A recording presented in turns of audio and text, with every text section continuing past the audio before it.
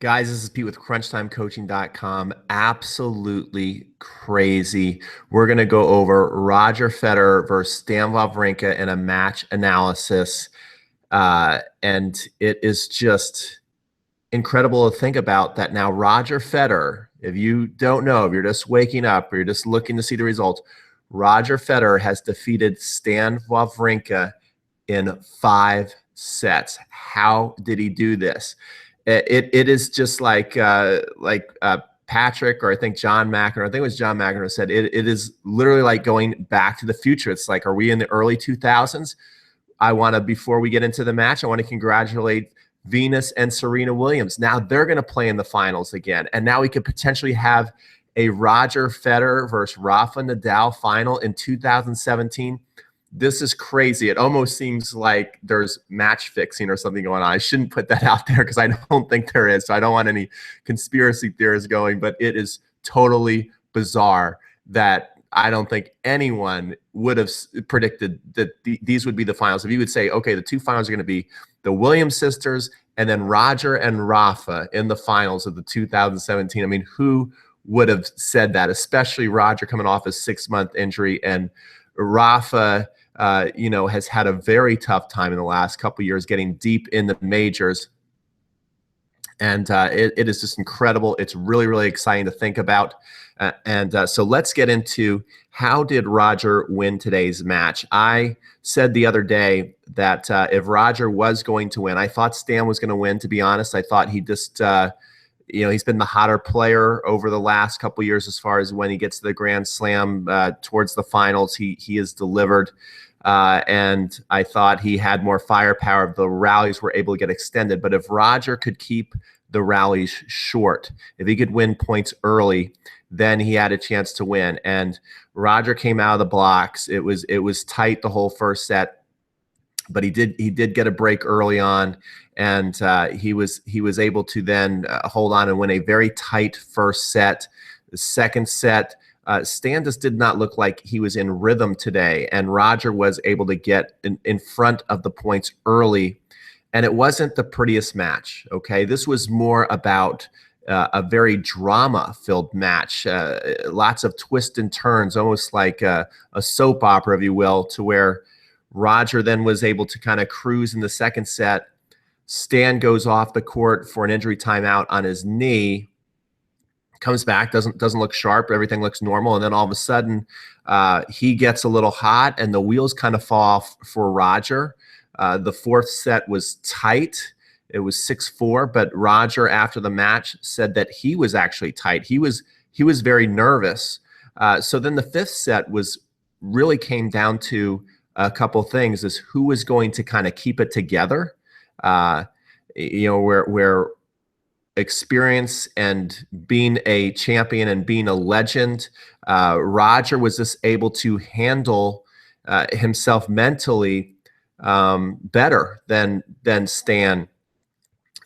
They were going along. It was 2-2, and all of a sudden the wheels fall off. Now Roger hit a couple of good returns, but Stan made a couple of bad mistakes, and then he's down 15-40 and double fault. Just gives it away.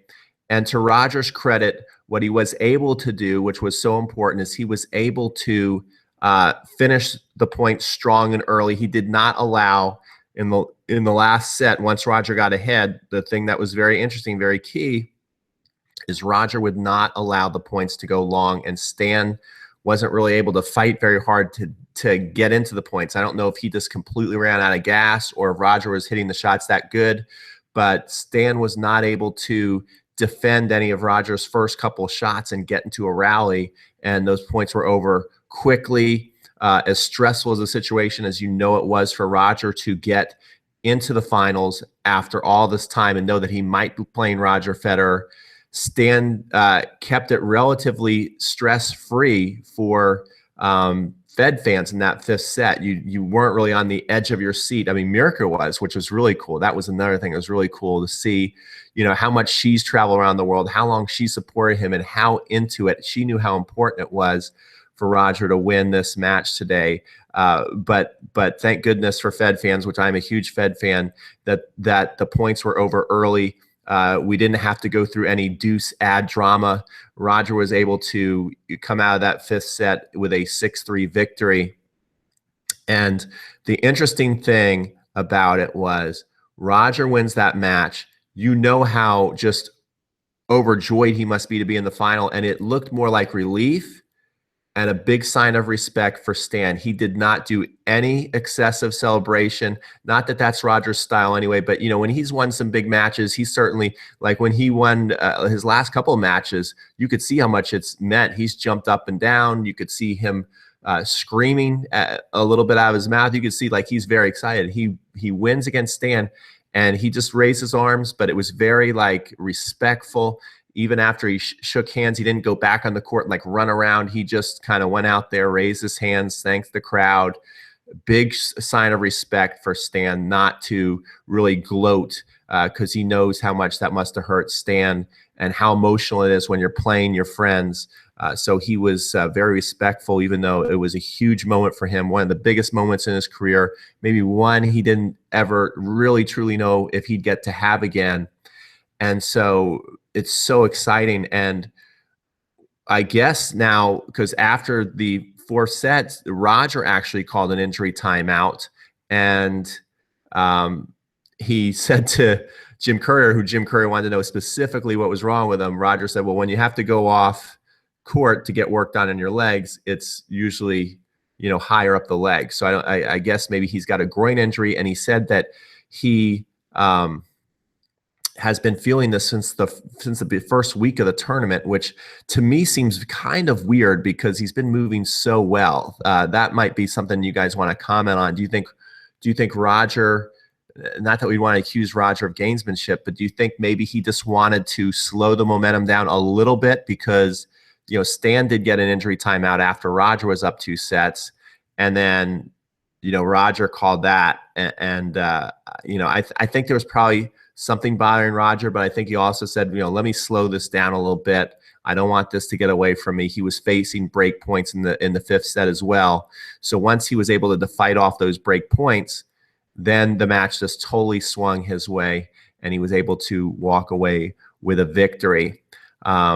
Very, very exciting stuff. Roger said that he will fight so hard in the finals. He said if he can't walk for 5 or 6 months, that's okay. So we know how much this means to Roger. I've never heard Roger say that. Roger's always, kind of talked about the future, and if he loses, he's got more chances than what he's learned. Now he knows where he is in his career, and he's like, okay, if I can't walk for another 5 months, I'm going out there. I'm putting everything I have into the match. I've never heard Roger say anything like that ever. And so we know that Roger really knows what a moment this is and how special it is. And now Rafa's got to go out against Dimitrov, who's played very, very well, and win. Now, I don't think anybody's giving Dimitrov a chance, which isn't very nice or I guess fair to Dimitrov. But I mean, now that Roger's in the final, is there any way?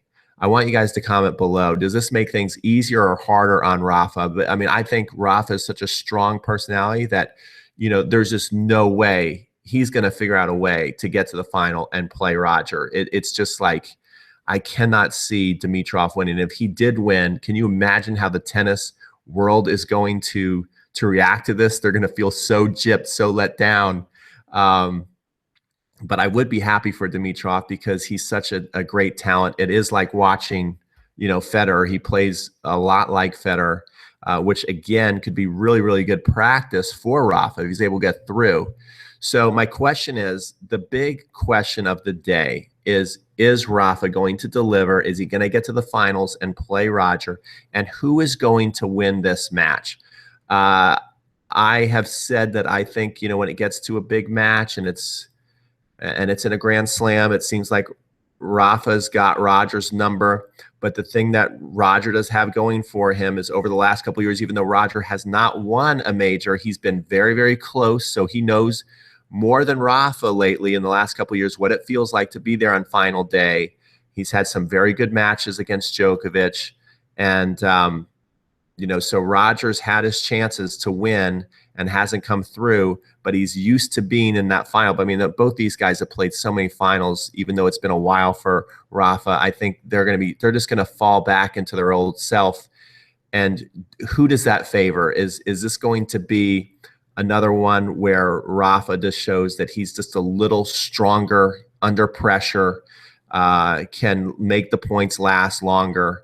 But the good news for Roger and Roger fans is that the court is playing fast. So this could be a match where the points are shorter. And I think that that is going to be key. If Roger is going to beat Rafa, the points need to be short, not long. And if he can shorten the points, he's got a real chance. If Rafa can lengthen the point, I don't know. I don't want to say Roger has no chance, but it's going to be really hard to beat Rafa in a grinding long point match. So let me know what you guys think. Who is going to win? Is Rafa going to hold up his end of the bargain and get to the final?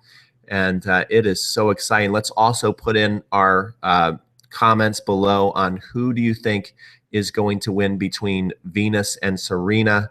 I would love to see Venus win. If you don't know her story, I mean, she's just gone through such a battle with her health. She has Sjogren's syndrome, and that is a very hard thing to even think you're going to go play tennis. And now this woman has fought back, and she's in the final at age 36.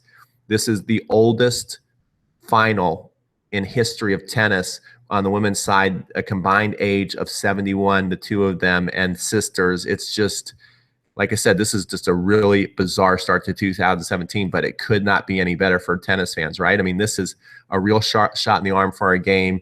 We know that the general media, which is really cool because lots of times we don't get the coverage, you know, I think we're going to get a lot of coverage out of this on both sides. And so hopefully both sides can deliver classic finals and kind of really give tennis a real shot in the arm for the general tennis, for people who just kind of like watch it casually. That would be really cool for them to see this and kind of maybe get you know, into the sport.